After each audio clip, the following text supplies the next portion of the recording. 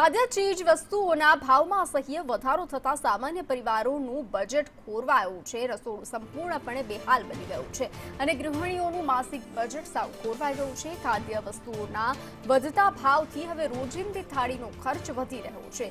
લસણ 250 રૂપિયા કિલો સુધી પહોંચ્યું છે, જ્યારે ડુંગળીના ભાવ 70 રૂપિયા સુધી થયા છે। ખાંડ 75 થી 80 રૂપિયા અને તેલનો ડબ્બો 2960 રૂપિયા વધી પહોંચ્યો છે।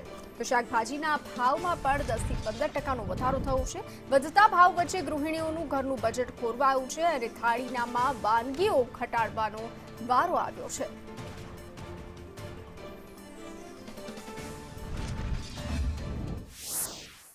શહેરમાં સતત વધી રહી છે મોંઘવારી અને હવે આ મોંઘવારી રસોડા સુધી પહોંચી છે।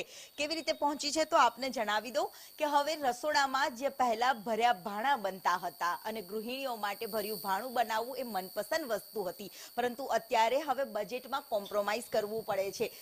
પહેલા કેપ્સિકમ મરચા 20ના 250 મળતા હતા, અત્યારે 40ના 250 થઈ ગયા છે અને અત્યારે દરેક વસ્તુમાં એકદમ ભાવ તૂતિંગ બધો વધારો થઈ ગયો છે। દૂધમાં જુઓ, શાકમાં જુઓ, ઇવન તેલમાં, તહેવારો આવે ને જ તેલમાં સતત ભડકો થઈ રહ્યો છે।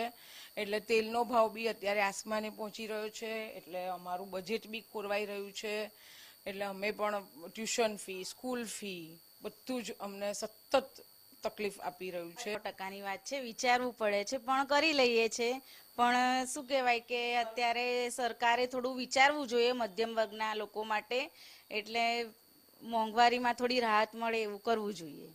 વધતી મોંઘવારી અને મોંઘવારીમાંથી રાહત ક્યારે મળશે તે જનતા અને ગૃહિણીઓ પણ હવે પૂછી રહી છે, કારણ કે રસોડાની ફિકાસ હવે જોવા સ્પષ્ટપણે મળી રહી છે। કેમેરામેન મનીષ માણિયા સાથે દિવ્યા ચૌહાણ, સંદેશ ન્યૂઝ, અમદાવાદ।